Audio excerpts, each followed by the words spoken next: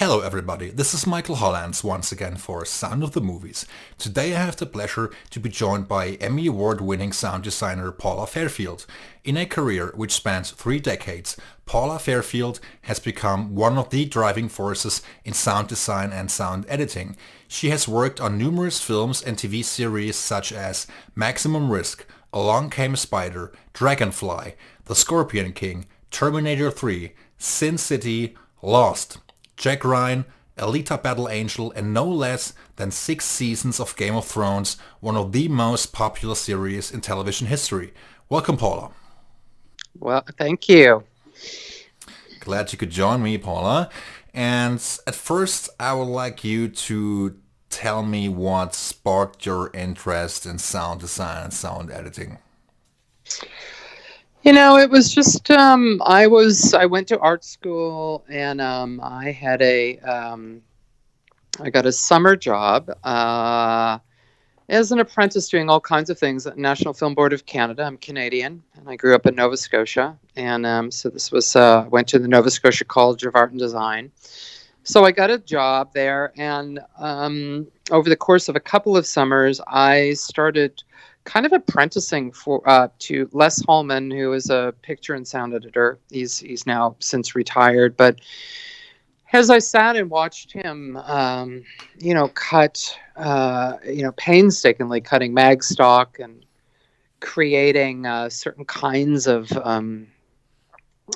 magic with sound, sync sound, applying different things, and creating something new, I kind of fell in love with it. I started to see the magic of it, and kind of fell in love with it. And it really lined up immensely with other things that I was learning in my art practice, etc. And so sound started to become more and more of an interest to me in my own work as an artist. And bunch of years later, after moving to Toronto and working in the art scene there for a while, I decided to try my hand, shift gears, try my hand, and go and see if I couldn't do this thing in film and sound, sound for film and TV, and happened to walk into a place and they had just lost their effects person to LA, and they took a chance on me, and I haven't really looked back since. What is the major difference between your job as a sound designer and a sound editor? Yeah, for me, there's not a big difference because I do both. And my style of sound designing is very, has evolved to a lot of fancy sound editing. I do use plugins. I do stuff like that, but mostly I do a lot of work primarily with curating the right palette, pitching, pitch shifting, time compression, and lots and lots and lots and lots and lots of fancy editing. So for me, they're one and the same. Design obviously is about choosing the palette, about finding, the elements that tell the story, about creating worlds, creatures, whatever it is you're working on. But I'm not one of those sound designers that makes a lot of stuff and hands them off to someone else to cut, because for me, the illusion of reality has everything to do with sync and creating that kind of feeling, finding those elements that'll create that feeling that pulls you in emotionally, that pulls you in viscerally, that pulls you in on an unconscious level. And those two things, design and editing, for me, are inextricably bound. I cannot separate the two of them at all. So what exactly does your job in this field entail? Do you create new sounds from scratch primarily, or do you also enhance and amplify existing sounds or production tracks or something like that? Well, I don't use a lot of synthetic sound. The kind of core of my work is organic stuff. So I use found sounds in the real world, whether they be from animals, whether they be from things around us, very organically based stuff. I have used, for instance, on Angel Battle Alita, there were instances there where I'm using, incorporates some synthesis, but mostly it's organic stuff because if, whether you're creating sci-fi or creating, something like Thrones, a fantasy genre, or you're doing a walk and talk or whatever it is you're working on, grounding the work in something real that we can recognize helps engage the viewer and draw them in. So it's my main focus. I don't, like I said, I don't use a lot of synthetic sound. I have been a collector of sounds for years and years and years. I have a ginormous library at this point and always adding to it. And yes, from those I create new sounds, but the source is not synthetically based. The source is always organic, and they're combined, they're stretched, manipulated, whatever, to turn them into something else, because I truly believe that all sounds in the organic world maintain part of their original essence. And that, unless you really shred them completely, completely process them to death, which you can do. And sometimes that is part of the thing, but still their organic basis sticks with them on some level. And I think for me, it's always very important. It speaks to me. The sounds resonate with me better if they have an organic source to them. Do you, as a sound editor and designer, also at times handle the final mix of several elements combined, those being dialogue, effects, and also music? No, that would be a choice that I would make to be a mixer, and it's not my wheelhouse, and it's not where my training comes. I mean, I think I'm self-trained. I have no formal film or sound training. I came from an art school background, and a very radical art school at that. So my training, my actual original training was in photography and art history. But the training that would connect very closely to what I do now is training in conceptualization and alternative narrative structures. Essentially with sound, I'm telling a story. How I tell that story, how I find ways to tell that story is an alternative narrative device. And that's how I enter into the world. In terms of mixing, I've done some small mixes on stuff, but if I was going to throw myself into the world of being a re-recording mixer, I would definitely go and get some formal training in certain things that I know. I don't carry that information with me. I've picked up a lot of stuff, obviously, over the years, working with other people and experimenting. But in terms of formal stuff, I mean, as a mixer, knowing how to shape, what to use, those kinds of tools, and having the output with regards to compression and broadcast standards and all the things we have to deal with these days.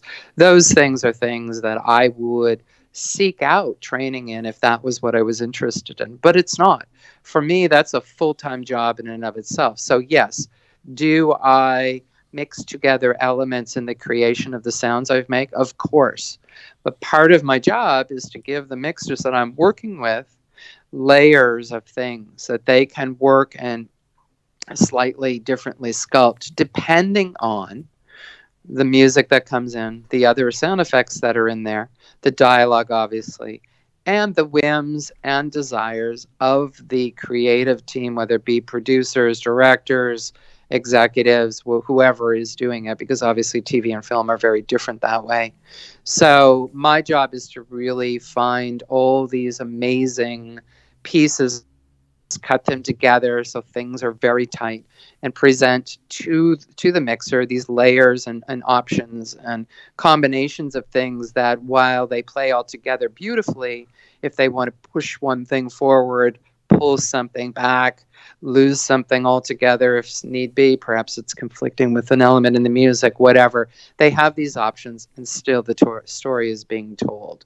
That's my job, that's my focus, and I made a very clear choice years ago to really just focus on this thing called sound design, which I love so much. And it's I could, and I can and have and will spend my entire life just exploring that thing.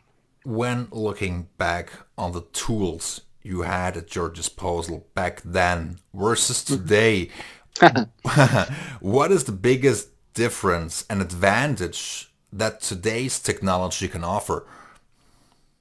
Well, I remember, I mean, I started working on Pro Tools before it was Pro Tools. It was actually Sound Tools before it was Pro Tools. We had Sound Designer 1 before we had Sound Designer 2. I actually cut a feature that way and laid back individual elements to a 32 track 2-inch machine a very long time ago. You know, I've gone through that. I mean, I also ran a media arts center in Canada for artists, and we did everything from modifying F1 PCM units so we could digitally master, to using multi-track recording, to using hybrid systems, all that. I also started on Magstock and full-on analog. So my career has spanned the entire kind of shift from full analog to full digital that we are in today. One of the things I remember, I'll never forget this, because Pro Tools, when it started, first it was 4-track system, then then an 8-track system, then a 16, then a 32, then a 64. And I remember when it jumped to 32 and everybody was excited, and then it was going to 64. And I remember actually these words coming out of my mouth. What am I going to do with 64 tracks? That seems like more of a mixer thing, you know, because at those times, coming from Magstock, you know, there was you had to really, there was a way, you know, you had to really boil it down to these individual elements. You're very, very limited in the things you could offer up. And you had to get very creative to get, you know, do anything even remotely complex. And now, I mean, now I'm a total track whore. The more tracks, the better. And the latest version of the latest version of Pro Tools Ultimate, which basically doubles the track count for everybody across the board, is amazing. I started cutting at 96K several seasons ago. I think season 5, I moved to 96K, which is brutal on the system. Double the data, you know, all that, but it gives me more flexibility in bending and stretching sounds. And so just to be able to do all that stuff, to be able to hear everything together, I mean, these are things now people take for granted.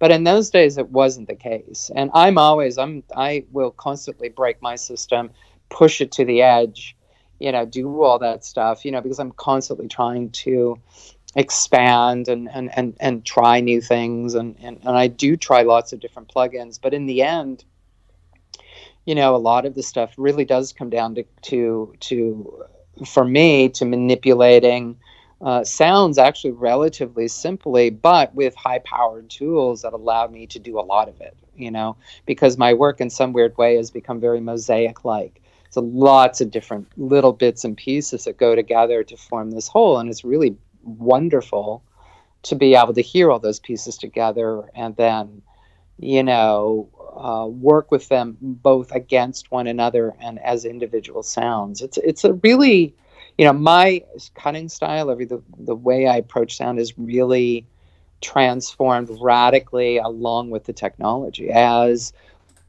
we get more options, can do more things, you know, I have definitely been one of those people that goes out to the edges of the universe and explores them. And I love doing that. It's part of, you know, it's like I'm equal parts tech and artist. You know, I love those things. I feel as an artist, these are our paints, these are our brushes, these are our canvases, and playing with them, turning them upside down, you know, doing different things with them. It's fun. So, yeah, just the broader breadth of just the power behind the tools that we're using now, let alone all the fun plugins and all that kind of stuff. And one of the wonderful things I think that's emerged, because unfortunately producers think that because we've got computers now, we have a secret button that edits everything and we don't need any time to do it anymore. So it has cut down radically on our time on the show. As I've always said to people, you must love what you do if you're working in sound, because they're always out of time, always out of money, and always pushing you to do all these things, and yet give you very few resources to do them. It's a pain. It's just part of the thing that we do. But I think that, you know, having the kinds of resources, having the kind of tech that we have today really does I don't know. It just gives us, there's a lot more flexibility involved. And I'm really appreciative of those, those tools. I don't, there are parts of Pro Tools I've never entered into. I don't explore much with, the music elements or MIDI. I use it a little bit, but, my interest is, I love sounds. I love collecting sounds. I love listening. And oh, yes, one of the things I was going to point to is that the emergence of the independent recordist. That's not a technical thing, but it's a community that has risen over the last few years that has really helped out because we don't have as much time to record our own stuff. I still do. I usually record some stuff for everything I work on, but I don't have as much time to record as much material as I used to. And having fabulous recordists all over the world building independent libraries, having them available for sale. Often I'll start a new project and I'll go shopping, to find some materials that I listen to and enjoy. And that even though I may not even use them in the piece I'm doing, they kind of inspire me. And if I do want something that I really don't have time or there's not the budget or whatever to go fly to some obscure portion of the world to record some crazy thing, I often can find it. I often find some badass recordist out there that has already delved into that, recorded this stuff, and lovingly put it out in a beautiful library. So that is a really radical thing that's come up over the last few years, and I'm so appreciative of all the independent recordists all over the world who feed this world and capture the sonic essence of this world that we live in. And many things, as they disappear from our world, are still captured for us to listen to for ages to come. And that's a pretty amazing thing.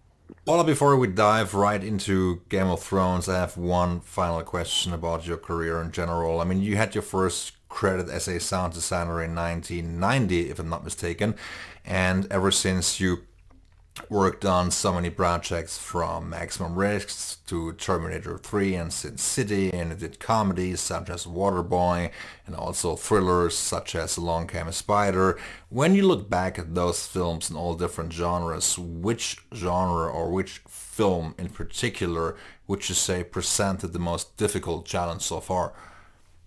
Oh, well, without a doubt, Thrones. I mean, that's not, especially season 8. Okay. I mean, never have I been stretched so far as I have on this, but all of the things, as Brand says throughout, everything has brought you to this place. It's like all the exploration I've done. I mean, I've been, because I'm an artist, I've been attracted to visionary filmmakers, to auteurs, people who are really doing things kind of on the fringes, doing more radical experimentation and stuff. So, it's always been of interest to me. But I think, my career as a woman took a very particular shape because for many years, I could not get hired as a sound designer. It was not something that women did. And so I started actually supervising small shows so I could hire myself as a sound designer. And that's how I kind of built my chops. It was a very kind of frustrating thing and never allowed me to just focus on sound design because I couldn't get those gigs. Things are shifting now and slowly changing. But I actually only probably 5 or 6 years ago decided to focus exclusively on sound design and bid farewell to sound supervision because sound supervision has become so political. It's so much about scheduling and coordination and lots of hand-holding, lots of political games, and I have zero interest in that for the most part. I mean, I can do it. I do it well. But it takes me away from my love, which is to do sound design. So I actually just really made the conscious thought to just focus exclusively on that. And I there's been no looking back since then. I mean, once you are able to focus on one thing and really master it and really spend all your time and all your energy doing that and not having to answer the phone and 40 questions a day, it's amazing what you can do. And so Thrones for me has been the pinnacle of my life's work Because I mean, and thank God I was prepared. This season was unbelievably difficult for everyone involved, and my job, was overwhelmingly crazy. And I feel very proud to have gotten through it along with my fantastic colleagues the rest of the colleagues who work on sound. What an amazing team we are. So much love and support amongst us, everybody pitching in and helping one another. And I'm so proud of us all for what we accomplished. This was hands down one of the most incredible, I mean, it's an incredible body of work just this season. And just all the things that had to be accomplished, and we did it, and it's beautiful, and I'm very proud of it. So yeah, it is to date the most craziest thing I've ever done, for sure. Great. And speaking of the eighth and final season, the culmination, so to speak, of Game of Thrones, how did you experience the growth of the entire series from the day you got involved to the final episode? Well, I came on in season 3 and inherited the dragons when they were, toddlers, basically. And one of the things I never anticipated, it never dawned on me till the end of season 4, maybe into season 5, when they mentioned that, I mean, after season 3, they mentioned that these dragons were going to get bigger in season 4. And then at the end of season 4, they mentioned that the dragons are going to get bigger in season 5. And I started to get the idea. Oh, they're going to get bigger and bigger. And, there is no other precedent anywhere that has a creature that is a sidekick or a character, let alone 3 of them, that have to grow up over a course of time, have to grow and expand. So the growing of the sound design for the dragons was definitely an unexpected challenge that like I said, just kind of dawned on me in season 5. So that was a spectacularly interesting design issue. This season, the dragons didn't get bigger, but we spent about as much time this season with the dragons as we have all the seasons put together in the past. And the range of emotion in the dragons this year was enormous, which meant that I had to really extend the palette for the emotion. For instance, we never really got to know Rhaegal well until this season, when Jon hops on him and we start to spend more time with Rhaegal. Viserion unfortunately dies for the second time this season. And then, of course, Drogon, and Drogon's emotions were tested. I mean, he goes, Drogon has always been the alpha dragon. He's been Dany's main dragon squeeze, her main ride, and her only ride, really. She's never ridden any of the other ones. And, but then, of course, with the death of Dany, I'm sorry, spoiler alert, but if anyone's not known that by now, I'm sorry. Tough luck. But to see Drogon grieving that and feel his pain. I mean, that was an extraordinary moment for me. Also, her turn as she, before she decides to burn King's Landing down. For me, Drogon and her are almost one in moments. And there's actually an image this season, if you remember it, one of the most spectacular images I have ever seen anytime, anywhere, which is when Dany, at the beginning of episode 6, when Dany comes in and lands, and Drogon is behind her and the wings behind her, so they are one. That one image is so magnificent, and I always have seen that in a way. I mean, I've often talked about, I gave a story to Drogon that he was named after Khal Drogo, her dead husband from season 1, and that they had a very special relationship. But also, even in the books, it says that Dany and Drogon are kind of one, their essence is one. So, thinking about that and him expressing her state of mind, for instance, before if you listen, you can hear his his screams, his screeches start to shift and become even angrier than ever. There's something else added, and there was something else added to make that, to amp that up, to amp up his, he has also kind of snapped, and he is he is her voice, he is her fire, he is her wings, he is her.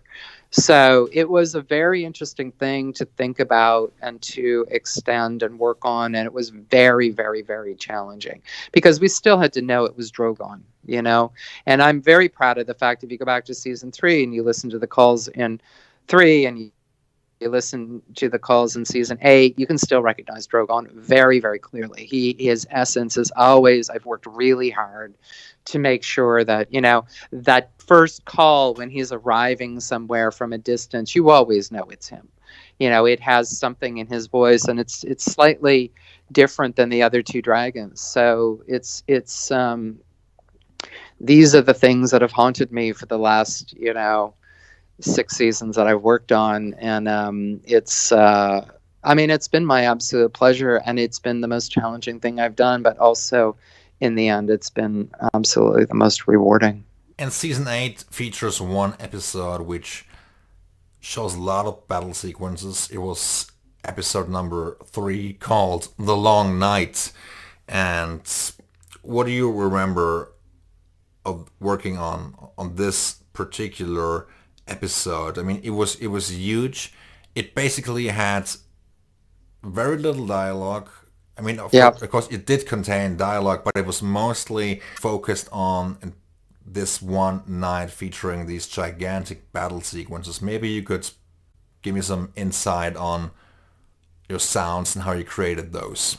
Well, of course, we had to deal with the fact that there were basically millions and millions of whites approaching. It was an endless supply of cockroachy, nasty, nasty creatures, infiltrating. It was like they were getting in through every crack, nook, and cranny, to kill, right? And so just creating the sense of millions of these creatures in our presence, the first attack, when we first see them come on, even that, sculpting that, that whole episode is so subjective and so weirdly heady. It's got all this kind of magic in it, in a way, the White Walker stuff, the weather was a full-on pass for me.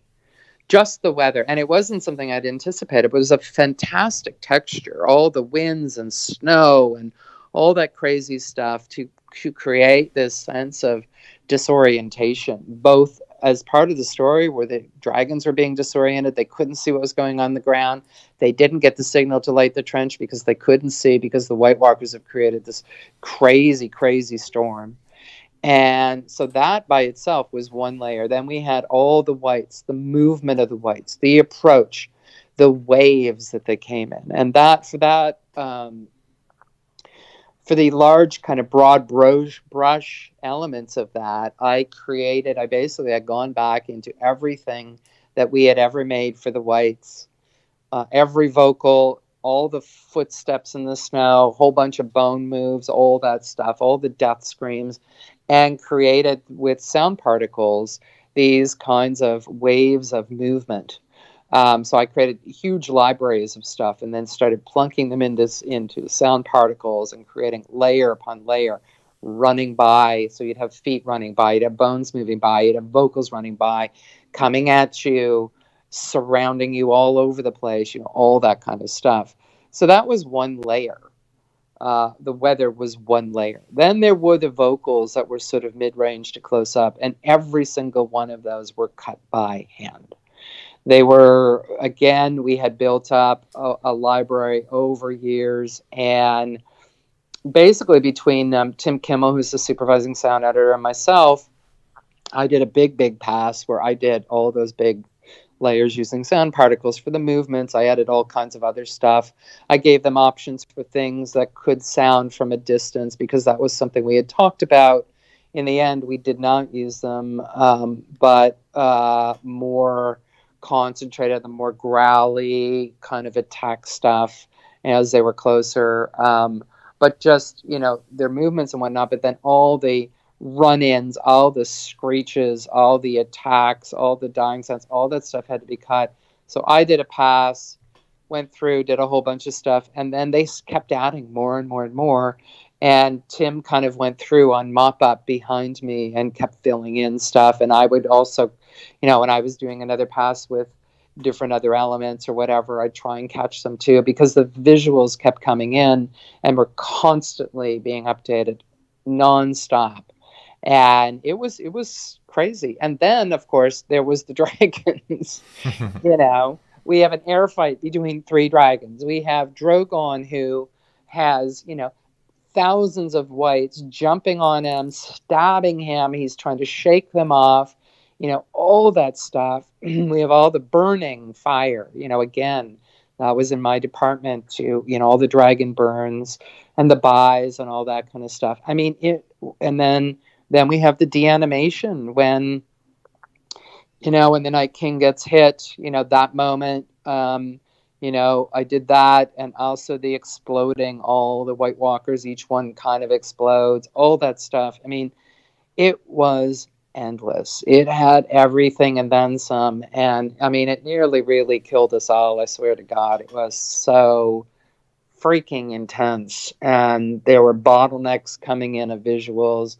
We waited a long time to see stuff, and it was so complicated what they were doing visually that it took them a while to be able to get us stuff, and then kept, like I said, updating constantly. So we were constantly going through this very long ass episode, searching for all the new things that they would put in on every single pass, and we were literally getting updates every day. So it was something else. Nobody was happier than we were when we finished that damn thing. It was crazy. And but it was, sound was extremely important. A lot of people complain it was too dark, but the point was it was at night. It was a night battle. You're going to be disoriented if you were, and I think the idea was to place you in the battle with everybody. Well, you're in the midst of the muck and the grime, the crazy, the screaming, the yelling, the stabbing, the running, the nuttiness, the dragons, the burning, all this stuff. And then there are storms, and it's disorienting, and sometimes you can't see. And when you can't see, that's when sound is most important, because it's helping guide you even when you can't see what's going on, which is exactly what would have happened if you had been in that. The only thing that was missing was we couldn't smell the nasty, nasty, nasty smell of these horrible things. And we couldn't feel how horribly wet and all the mud and all that stuff and how freezing cold it was.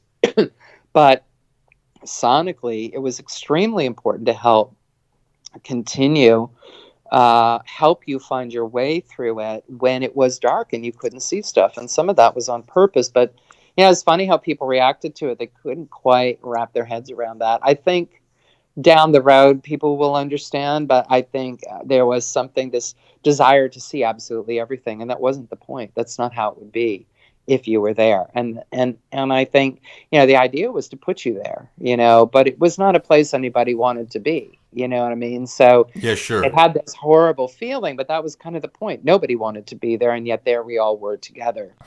And unfortunately, like I say, there was a lot of complaints about it, but, that was a very visceral knee-jerk response from a lot of people. I think down the road, people will see, the beauty of it, because it's actually, when you can step back and look at it, it's a beautiful, kind of masterfully put together, gorgeous piece in every way.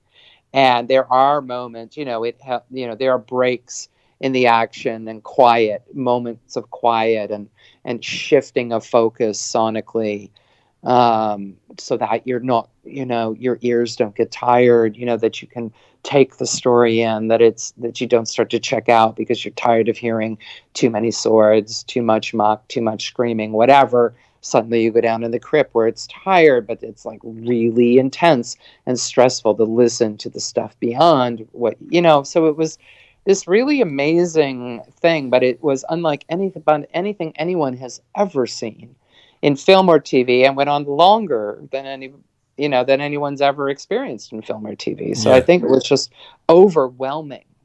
It was overwhelming for us, and it was overwhelming to watch, and overwhelming for everybody to experience. And I think it left people unsure and exhausted, and that was kind of the point. It would have been exhausting to be there. Absolutely. I mean, Yeah. yeah, you're right. Many people complain about it, and maybe when they rewatch season 8 in a year or two, or maybe three, they will judge or make a different judgment. Yeah. It's Yeah. it always depends. I mean, season 8 was so highly anticipated, especially since there was a break between season 7 and season 8, and I think people were disappointed or maybe frustrated to some extent because also the expectations were so enormously high, and I think some people also were not happy with the ending of season 8. I mean, you always get criticized. You always have to deal with criticism to some extent, and Mhm. especially when it comes to something as popular as Game of Thrones. Yeah. Yeah, and I think when people have time to chill out and relax and are over their anticipatory grief that the show is ending. I mean, that's what a lot of this hoopla is. I'm sorry, but it's like a lot, people didn't want it to end. I mean, the petition is hilarious to have them redo the season because of course you don't want it to end. I mean, you're asking for them to keep going and not stop. And it's an unrealistic thing. I mean, there are sitcoms that will go on for years. This isn't a sitcom. This is one of the most intense things to make that has ever been made. And you have to understand the incredible toll that it takes on everybody working on this show, on the actors. I mean, just think about the actors themselves. You have Maisie and Sophie who started when they were, 10, 9 and 10 years old, and they're grown-ass women now, you know what I mean, and they've grown up through this. And Amelia also, I mean, all of them, so it's like, and the show is not an easy show. It's intense, the stuff some of these actors had to go through, and the stuff that we all went through as part of the creative team on it, extending our reach, learning new things, trying new things to bring bigger and more amazing visuals and sound to the show to help tell the story. What's funny about this season is the reason why there was a 2-year break was because look at it. Have you ever seen or heard anything like this? In every department, the costumes, the sets, the visuals, everything about it, and the sound. And it's like, it took that time to create this. This is an, 8-hour feature film, essentially, that we delivered with some of the most spectacular scenes that have ever been seen. And nobody can really see them because of their own grief, frustration, whatever. It's like, I want this, and I'm not looking at what is before me, and it's a kind of sad. But I hope people will. I have even seen that when people are watching it 2, 3, 4 times. So obviously, they can't hate it completely. I mean, there's something about it that keeps drawing them back. And when I hear is, while maybe their first was, they had a certain kind of negative reaction to it, perhaps not what they wanted, or maybe it was just too overwhelming. On second or third viewing, they're like, oh, you know what? Wow, I'm seeing this, and oh, I didn't notice that, and whatever. And, it's human nature, right? I mean, that's what is on display a lot with the reception of a work like this. It is, I mean, the piece is overwhelming, and it's ending, and we don't want it to end. I mean, none of us, in a way, I mean, I would have been happy to continue to work on this for another bunch of years, but also I'm welcoming the opportunity to work on new things. Either way, it's good. And I think, as they say, all good things must come to an end, but we never want them to end. And I think you look at other shows that have ended that have been beloved in the past, the same thing has happened. People write their own kind of thoughts about what they want to have happen, but ultimately, even if that did happen, they still wouldn't have been happy because the show is ending, and that's really what the problem is. They don't want it to end, and I get it. And it is with great love that I send out gigantic hugs to everybody who feels that way. We're all grieving now the end of this show. I mean, this thing changed my life in so many ways, as it has for so many who have worked on it, and so many fans have been closely associated with it.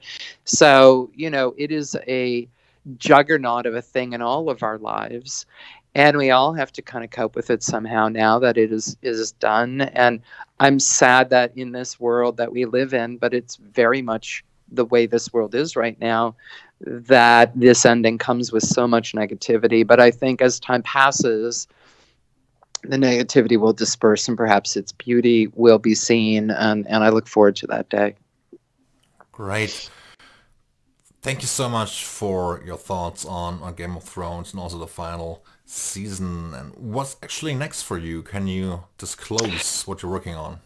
I'm working on a couple of things. I'm doing a piece of my own work called Ocean of Tears, which is a sort of a underwater poem about grief, about collective grief, ironically, which we're all kind of in the midst of right now.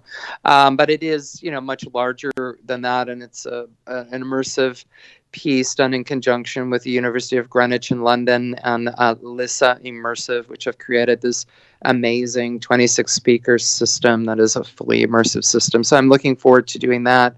Haven't done my own work for quite some time, so that's fun.